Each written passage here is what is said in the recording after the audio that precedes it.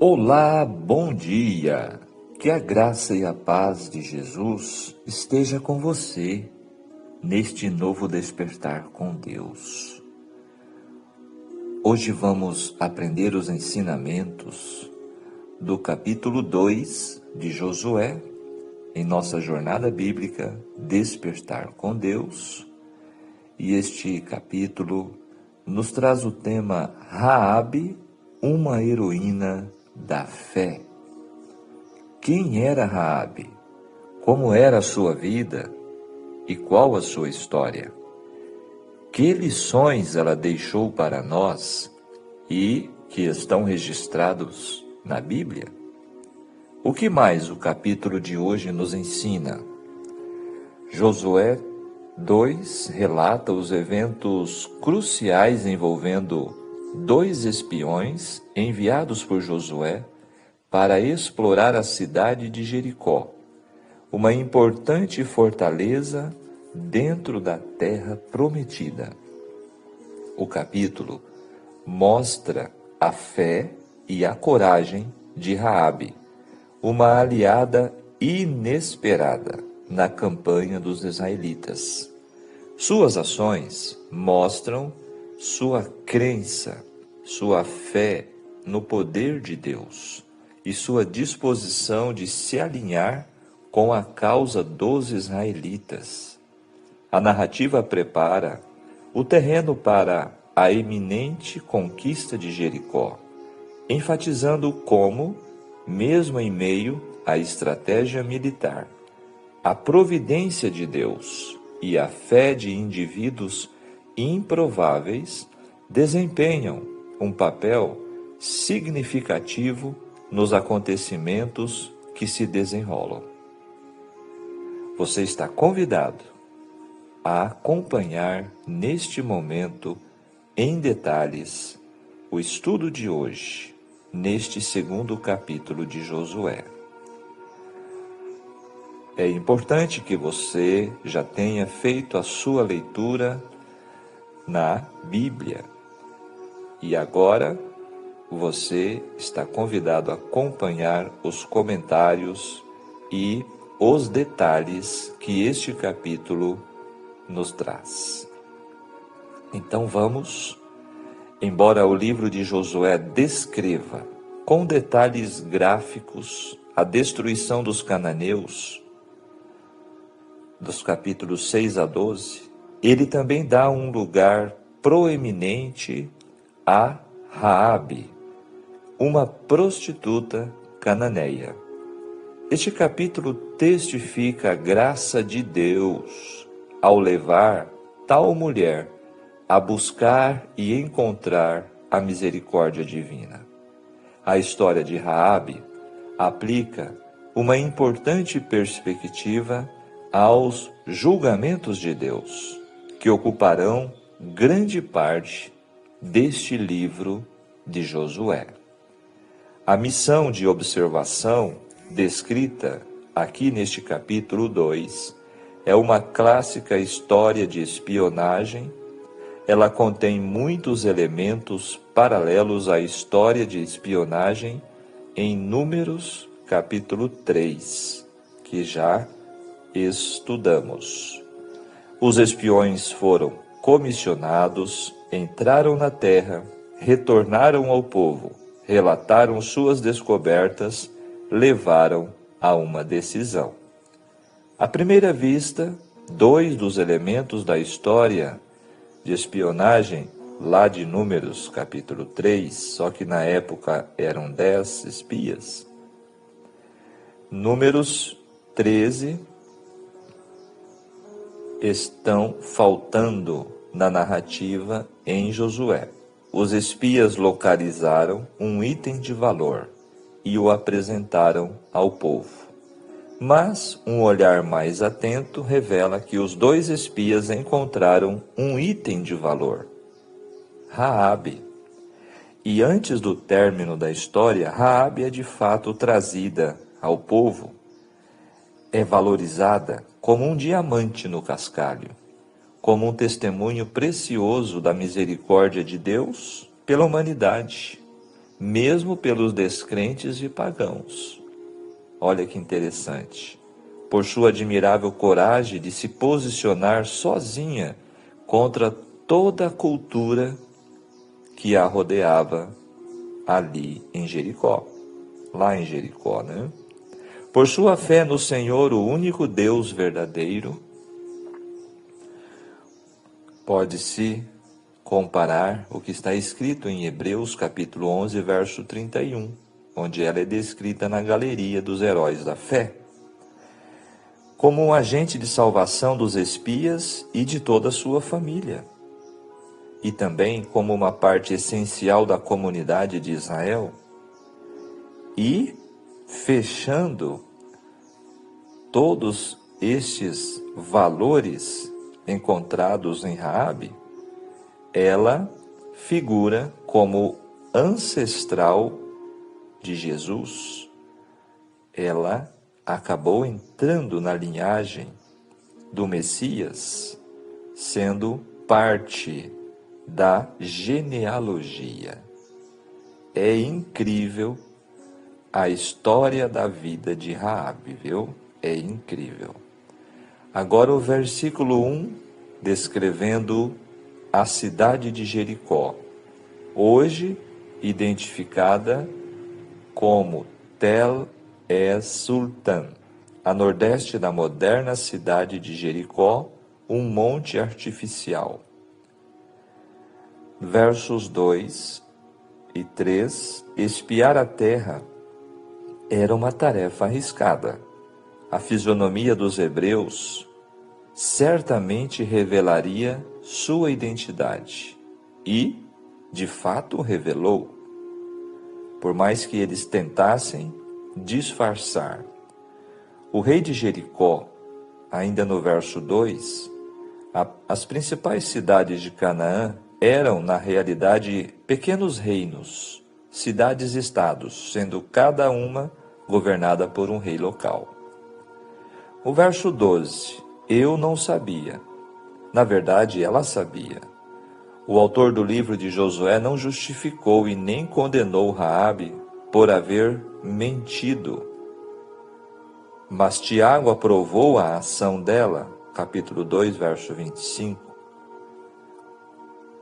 É importante entender que, embora Raabe tenha mentido quando vieram perguntar a ela sobre os dois homens, que usar os meios para ludibriar os inimigos é uma tática necessária numa guerra. A questão fundamental foi que assim Raabe protegeu os espias estrangeiros. O escritor sagrado não aprova o modo de vida de Raabe, nem suas mentiras. Devemos entender isto bem claro, ok? Sua moralidade era bastante deficiente. Mas o que se destaca aqui na palavra de Deus? No fundo do coração de Raabe, que era uma prostituta e que mentiu, estava ardendo em baixa combustão uma centelha de puro amor e fé, que consumiria o refúgio e arderia em chama pura. Olha que legal. Então, o fato de Raabe ter mentido para salvar a vida dos espias não significa que o Senhor tolera a mentira. O narrador, o escritor Josué, registra a mentira, mas não aprova, deste modo, tal ação. Aqui e no verso 5 há uma série de mentiras proferidas com o objetivo de salvar vidas. Isso é justificável? Raabe se deparou com o que lhe parecia uma escolha entre o menor de dois males: participar da responsabilidade pela morte daqueles dois homens, que ela cria serem mensageiros de Deus, ou mentir para salvá-los. No caso de um cristão, a mentira nunca se justifica, mas a uma pessoa como Raabe, a luz só chega gradualmente, aos poucos, né? Ora, não levou Deus em conta os tempos de ignorância. Agora, porém, notifica aos homens que todos, em toda parte, se arrependam. Isso está escrito em Atos capítulo 17, verso 13.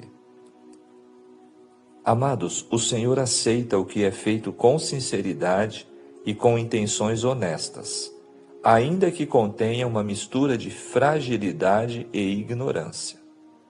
A fé de Raabe foi provada e se mostrou genuína. Deus nos aceita como somos, mas devemos crescer na graça. O verso 6 fala do eirado, em algumas traduções, e outras, terraço.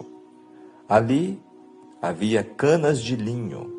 Os terraços em cima dos telhados até hoje continuam sendo utilizados no Oriente Médio para a secagem de grãos e de talos. Versículo 7 descreve as vals do Jordão, ou seja, um lugar de passagem. A travessia do Jordão, onde as águas ficavam mais rasas, menos de 1 metro em média, quando o fluxo era normal. Versos 9 a 11 são espantosas sua confissão de fé no Senhor e suas informações exatas a respeito dos triunfos do Senhor sobre inimigos poderosos. O fato dos habitantes da terra estarem apavorados era informação vital para os espias israelitas. Verso 9 descreve pavor que infundis. Estão desmaiados, ou seja, vocês nos causaram um medo terrível. Estamos apavorados. Essa é a reação inevitável de encontrar-se do lado errado daquilo que Deus promete fazer. O versículo 10 fala de Seom e Og, que eram 2 reis amorreus, que tinham sido vencidos quando não deram licença para o povo de Israel atravessar suas terras. Verso 11, desmaiou-nos o coração. O povo desanimou-se completamente. O povo estava realmente apavorado com a chegada do povo de Israel em suas terras. Verso 15, residia Raabe no muro da cidade. O muro era extremamente alto e largo. Existem evidências arqueológicas de que o povo de Jericó às vezes construía as casas por cima dos muros da cidade, de tão grandes e fortes que eram. Era uma muralha mesmo. Agora os versículos 16 a 22, falando sobre ao monte, diretamente a oeste da antiga Jericó, havia as montanhas altas e escarpadas da cordilheira central da Palestina. Elas estão repletas de cavernas, o que tornou relativamente fácil aos 2 espias refugiar-se, escondendo-se dos soldados de Jericó para depois escapar. A tradição nos diz ser o lugar onde Jesus jejuou por 40 dias, por isso chamado hoje o Quarentano, exatamente naquela região. 17 a 19, no meio da destruição geral, somente os que estivessem abrigados no recinto da casa de Raabe escapariam. Para os parentes dela que estivessem fora, o parentesco de nada lhes valeria. Assim, podemos também fazer uma comparação, uma aplicação. A salvação, a grande salvação de Jesus, só tem valor para os que forem achados nele, que tem em si a justiça divina, conforme Paulo aplica em Filipenses 3, verso 9. Então, assim como foi na destruição de Jericó. Somente os que estivessem na casa de Raabe seriam salvos. Assim, somente os que estão em Cristo hoje serão salvos da ira vindoura. Verso 18 descreve o fio de escarlata janela, um cordão vermelho. Na janela seria o marcador, semelhante a do sangue do cordeiro na Páscoa, quando o Senhor feriu os primogênitos do Egito. No verso 19, caia sobre a nossa cabeça juramento que aceitava a morte de outra pessoa, com a respectiva culpa e castigo executado pelos parentes ou pelo Estado. E fechando os versículos e os nossos comentários, o Senhor nos deu. Os espias voltaram com o relato de que a promessa de Deus era verdadeiramente certa, e isto eles tinham aprendido com Raabe. Bem diferente daqueles outros espias que falaram mal da terra prometida lá no deserto. Agora, estes dois espias voltam transbordando de confiança em Deus, de fé e coragem para avançarem na tomada de Jericó, né? Agora vamos para o texto do espírito de profecia. José como sucessor de Moisés. Poucos quilômetros além do rio, precisamente defronte do lugar em que os israelitas estavam acampados, achava-se a cidade de Jericó. Grande, solidamente fortificada, esta cidade era virtualmente a chave de todo o território e apresentaria formidável obstáculo ao êxito de Israel. Josué enviou, portanto, 2 moços como espias, a fim de visitarem essa cidade e verificarem algo quanto à sua população, seus recursos e a resistência de suas fortificações. Os habitantes da cidade, aterrorizados e cheios de suspeita, estavam constantemente alerta, e os mensageiros estiveram em grande perigo. Foram, contudo, preservados por Raabe, mulher de Jericó, com perigo de sua própria vida. Como recompensa à sua bondade, deram-lhe a promessa de proteção quando a cidade fosse tomada. Os espias voltaram sãos e salvos com a notícia: certamente o Senhor tem dado toda esta terra em nossas mãos, pois até todos os moradores estão desmaiados diante de nós. Fora-lhes declarado em Jericó: temos ouvido que o Senhor secou as águas do Mar Vermelho diante de vós, quando saíeis do Egito, e o que fizestes aos 2 reis dos amorreus, a Seom e a Og, que estavam de além do Jordão, os quais destruístes. Ouvindo isto, desmaiou o nosso coração, e em ninguém mais há ânimo algum, por causa da vossa presença, porque o Senhor, vosso Deus, é Deus, em cima dos céus e embaixo na terra.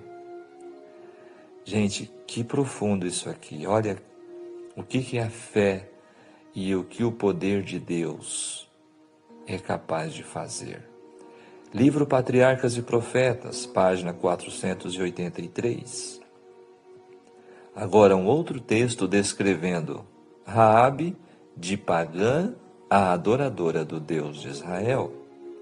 Ao avançarem, as multidões de Israel verificaram que o conhecimento das poderosas obras do Deus dos hebreus tinha-os precedido, e que alguns entre os pagãos tinham conhecimento de que ele era o verdadeiro Deus. Na ímpia Jericó, o testemunho de uma mulher pagã foi: o Senhor vosso Deus é Deus em cima nos céus e embaixo na terra, conforme está no verso 11 do capítulo 2. O conhecimento de Jeová, que assim tinha vindo a ela, provou ser sua salvação. Pela fé, Raabe a meretriz não pereceu com os incrédulos, descreve Paulo aos Hebreus, capítulo 11, verso 31. E sua conversão não foi um caso isolado da misericórdia de Deus para com os idólatras que reconheceram sua divina autoridade. No meio da terra, um povo numeroso, os gibeonitas, renunciaram ao paganismo, unindo-se com Israel e partilhando as bênçãos do concerto. Nenhuma distinção em matéria de nacionalidade ou classe social é reconhecida por Deus. Olha que importante este ponto. Nenhuma distinção em matéria de nacionalidade, ou seja, nenhuma nação, nenhum país é reconhecido de forma isolada. Deus, Ele ama a todos. Ele não faz acepção. Ele é o Criador de toda a humanidade. Os homens são, pela criação, membros de uma mesma família, e todos são um pela redenção. Cristo veio para desfazer todo muro de separação, para franquear cada compartimento nas cortes do templo, a fim de que cada alma pudesse ter livre acesso a Deus. Seu amor é tão amplo, tão profundo, tão pleno, que penetra em toda parte. Ele subtrai à influência de Satanás os que foram iludidos por seus enganos, colocando-os dentro dos limites do trono de Deus, o trono circundado pelo arco-íris da promessa. Não há em Cristo judeu ou grego, servo ou livre. Este texto está no livro Profetas e Reis, na página 369. Percebem quantos ensinamentos, quantas lições especiais este capítulo nos traz? Agora, chegou a hora de aplicar este capítulo para hoje, para nossas vidas. A salvação de uma mulher que praticava prostituição fala mais de Deus do que da hediondez do pecado. O fato é que Deus está mais interessado em salvar do que o pecado em arruinar aqueles que são alvos do diabo. A história de Josué 2 é uma revelação didática para Israel, os habitantes de Canaã e a nós, de que, caso houvesse conversão, não haveria destruição. Raabe não se salvou sozinha, ela colocou sua família sob a proteção de Deus. Ela não foi egoísta. Imagino que em sua casa poderia ter faltado algumas pessoas que ela deveria ter convidado, que ela deve ter convidado, mas rejeitaram seu convite. Isto é muito comum até hoje, né? Quantos de nossos parentes não aceitam o convite de Jesus? Rejeitam o Evangelho, a salvação? Diferentemente do relatório dos 10 espias pessimistas e incrédulos de aproximadamente 40 anos antes, agora os 2 espias confirmaram que os 2 espias de outrora estavam corretos, ou seja, Josué e Caleb, que Deus cumpriria suas promessas. Os fatos da história confirmaram aos espias que os inimigos de Israel eram fracos, apesar de seus muros serem elevados. O tolo rei de Jericó foi facilmente enganado pela humilde prostituta Raabe, enquanto os espias hebreus foram hábeis em fazer um trato com ela. Os espias também souberam que a população da cidade estava apavorada por causa de Israel.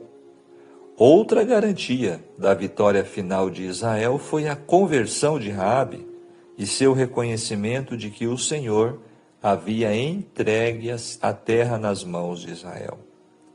Considerando que Raabe está presente na genealogia do Messias, por ter casado com um príncipe do povo de Deus, que entrou na lista dos heróis e heroínas da fé, parte da tão grande nuvem de testemunhas da perseverança, e tornou-se ícone da fé verdadeira ao lado de Abraão. Pode-se concluir ser ela um exemplo dos fiéis que se salvarão antes da destruição do mundo. A proclamação das grandezas de Deus, ilustrada no comentário dos moradores de Jericó, a perseguição aos fiéis, ilustrada nos espias, o sinal de compromisso com Deus, ilustrado no cordão de escarlata, visível na janela, formam o cenário dos últimos dias, conforme Apocalipse capítulo 7 e capítulo 13. Raabe prova que, se todos os cananitas quisessem salvação, poderiam tê-lo feito. Portanto, para salvar-nos, precisamos ter fé para comprometer-se, renunciar ao passado, preparar-se para a libertação e, assim, seremos reavivados e protegidos. Finalizando nossa reflexão de hoje, apesar dos muitos deuses aos quais serviam, os cananeus não encontraram conforto e segurança alguma em nenhum deles, e Raabe percebeu, naquele episódio, a última oportunidade de salvação para ela e para sua casa. O cordão de fio de escarlata à janela representa a salvação em Cristo Jesus. Raabe precisava conservar a sua fé no Deus de Israel, fazendo com que sua família permanecesse dentro deste mesmo refúgio. Diferente de Ló, que não conseguiu reunir toda a sua família e salvá-los da destruição de Sodoma e Gomorra, Raabe conseguiu salvar toda a sua casa da destruição de Jericó. O afastamento de Ló do convívio de seu tio Abraão resultou em tragédia e uma descendência ímpia e inimiga do povo de Deus. Já o afastamento de Raabe de sua nação ímpia para unir-se ao povo de Deus resultou em bênção e no privilégio de fazer parte da genealogia do próprio Jesus. Como os espias, temos sido hoje reconhecidos como filhos de Israel, discípulos de Cristo. Não se trata apenas de aparência ou de conhecimento teológico, de modo algum. Trata-se de atitudes que exalam o bom perfume de Cristo. Sem dúvida alguma, aqueles espias mostravam em suas feições, em seu modo de falar, em seu olhar, algo que não se via mais naquele lugar.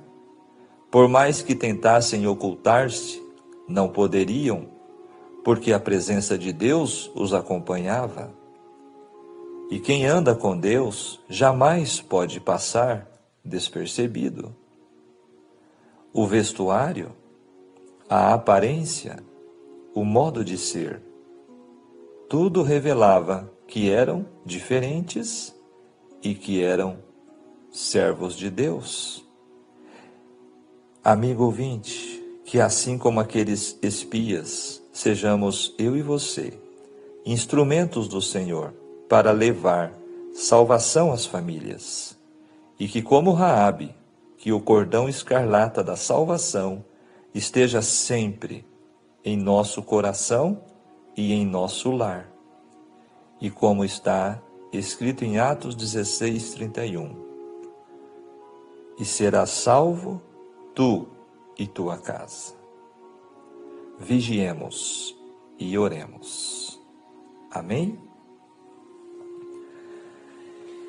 Que capítulo emocionante, capítulo realmente de lições tremendas, profundas para nós, falando sobre fé, falando sobre providência divina, poder de Deus agindo naquele momento tão especial da história, tanto para o povo de Deus quanto para os habitantes de Canaã, diante do que estava para acontecer. Muito linda a história de Raabe, né? Vale a pena separar este tempo e agora cada um fazer a sua reflexão, né? Aí diante do que este capítulo nos trouxe. Vamos orar. Pai nosso que estás nos céus, santificado seja teu nome. Graças te damos pelo dom da vida. Graças te damos, Senhor, por tua grande salvação. Assim como acabamos de estudar, ouvir a sua voz na sua palavra, nós te pedimos, Senhor, que possa nos encher do teu Espírito Santo, da tua paz, e possa nos dar uma fé semelhante à de Raabe, que se apegou firmemente, de forma completa, à única esperança de salvação dela e de sua família diante do juízo que estava para ser executado em Jericó.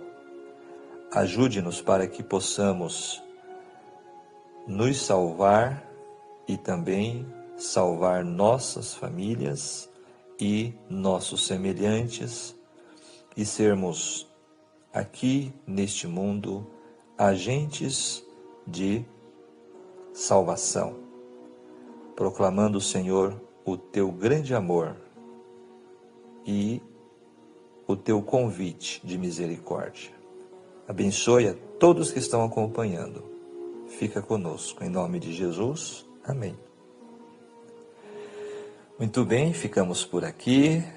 Que Deus te abençoe, que Deus te guarde.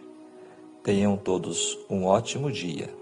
Lembrando, compartilhe, deixe o seu like, apoie o projeto da Jornada Bíblica.